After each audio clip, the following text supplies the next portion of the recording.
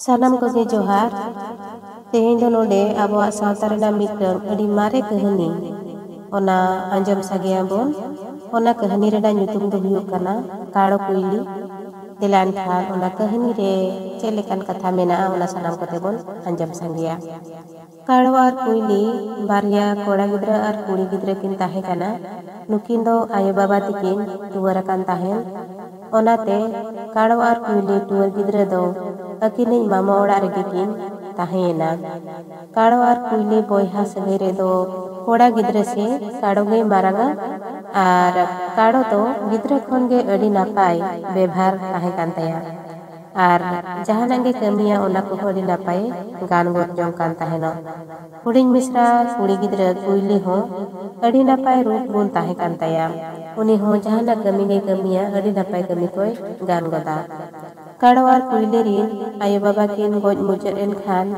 नुकिन गिद्रा दुकिन बेसहारा उतरेना नुआ को नेल काते गे अतु मोड़े होड़ को साव रोपोड़ गापाल मराव काते नुकिन टुवर गिद्रा दो हारा किन लगिते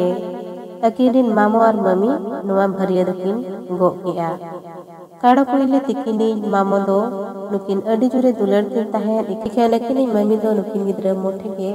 बाय कुसिया किन ताहेन आर जहाना गे किन कमिया ओना कमी हो तीस बाय कुसिया तकिना तीन जहो मामो तकिन ओड़ा रे बाय ताहेन खान अकिनिज ममी दो उनकिन गिद्रा जम लगे दाका हम बाय एमा किना नोंका गे लेताड़ रेंगे तकिन ताहेन खातिर उनकिन गिद्रा दो अड़िस कमिसते एकला करे अडी जुर गे राग जोंगा मिद सेरमा दो मामो ते गोम्हा पाराब हिलो ओड़ा रे बाय ताहे कना उनी दो एटा कमी रे एटा अतु से रे सेन लेन ताहेन गोम्हा पाराब लेकान दिन रे हो आज ममी दो काड़ो कुइली अडी जुरे दाल केट किना आर एगेर दाल काते गे गोम्हा पाराब हिलो हो उनकिन गिद्रा दो अकवा बाड़के लातार बरते हेड़हेड़े भेजा लेट किना उनकिन काड़ो कुइली टुवर गिद्रा दो अड़ी सार कहिस सावते राग राग ते पाराब लेकान दिन रे हो बद हेड़हेड़ किन सेन लेन ताहेन बद रे हेड़हेड़ कान ऑक्तो रे काड़ो आर कुइली दो अकिना होड़मो आर ती जांगा रे एटा लेका अइकव किन बुझ जाम लेआ बै बैते अकिना जांगा को दो बिन रूप रे अरु इदी कान लेका किन बुझाव लेआ एनखान गे बद रे हेड़हेड़ कमी दो किन बगियारा चेदा से बै बैते गोटा गे बिन रूप रे पाल्टाव इदियन तकिना अकिना होड़मो दो हापड़ा गोड़ा बिन रे पाल्टावेना होहो सुमुंगे मनमी लेका दो सारे ताहे कान तकिना उन जोहो काड़ो आर कुइली दो गोटा बद किन लेन अचूर बाड़ाय कान ताहेन इना तायम अतुरेन होड़ को हो काड़ो आर कुइली किन बिन अकाना मेनते आंजम काते जोतो होड़ बद ते को सेन जावरा लेना आर उनको अतु होड़ सावरे गे अकिनी ममी होड़ हो ओंडे सेन सेटर लेन ताहेन काड़ो आर कुइली बिन रूप रे नेल काते अतु होड़ को अडी हाहाड़ा को अइकव के सावते अडी दुख आर कहिस को बुझाव केआ आदो काड़ो आर कुइली दो अकिनी ममी किन मेताय कना ममी गो सेदाय मारेना बारिया रूप माला ताहे कना ओना दो तूत काते ओड़ा भितरी रिया मिटंग टुकुज रे लिंग दोहो आकाना ओना गे अगु अलिंग बिन ओना रूप माला गे फोटो रे हरोग काते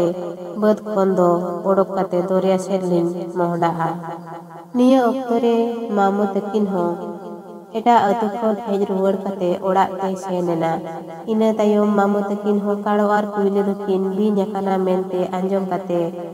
आकुआ बाड़गे लातार बद सेट किन सेनेना ओना बद रेना आड़े आड़े ते अडिगान होड़ को जावरा कान खातिर संगिन खन दो चेट हो बाय बाडाय दाड़ियाते मामो ते दो बद सेटे सेटर इदियेना आर सेन सेटर काते नेल किना काड़ो आर कुइली भगना गिद्रा तिकिन दो बिन रिकिन पाल्टावा कना नेल किनाय बोहो तो तकिन मनमी बोहो लेका गे मेनाआ आर गोटा पड़ा बिन रिकिन पाल्टाव हुए कना उनकिना बिन होड़मो नेल काते मामो तकिन अडी जुरे भावनायेना आरे राग केआ आरे कुली केट किना अबिन दो तेहेन लेकान गोम्हा पाराब रे हो चेदा बद कमी दो बिन हेज अकाना इना खान गे काड़ो आर कुइली दो मामो तेट किन लया दिया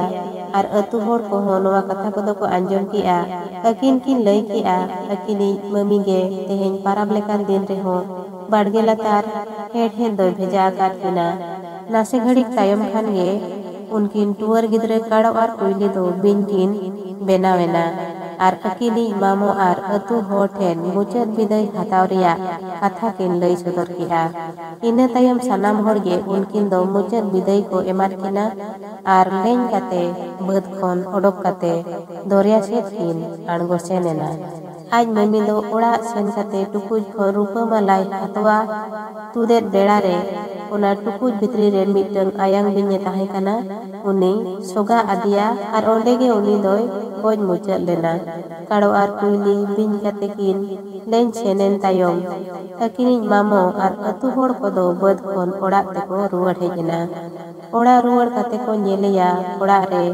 मम्मीते तकिन दो बिन गेर काते गोज अकाना। जहाँ से ते काड़ो कुइली बिनकिन लेन सेन लेन ताहेन ओना सेते तायम बिदल दो बारिया गाड़ा मीद सावते बेनाव लेना। ओना गाड़ा के काड़ो कुइली गाड़ा मेनते दको ᱧᱩᱛᱩᱢ ᱟᱠᱟᱜᱼᱟ। जहाँ होरते काड़ोय लेन सेन लेना ओना गाड़ा रिया दाग दो बोडे गिया आर जहाँ सेते कुइली लेन सेन लेन ताहेन ओना गाड़ा रेना दाग दो फरचा गिया।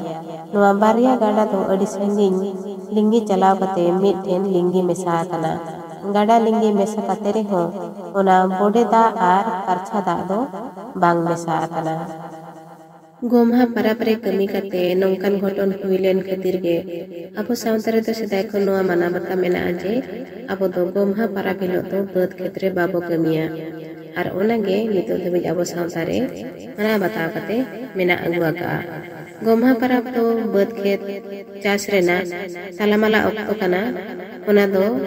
गोमहा परब रे बांग कमी मेने इना हिलो तो सनाम हड़ को जिराव कते ओड़ा रे बोन जम ᱧᱩ मेदा। ओनाते गोमहा परब हिलो दो सदाय खन तो धबिज बांग बो कमी गिया। मा इनखान नोआ काड़ो आर कुइली कहानी तो नोडे गे मुचाद एना। नोआ दो तुमल कते गे नोडी लई कार बोना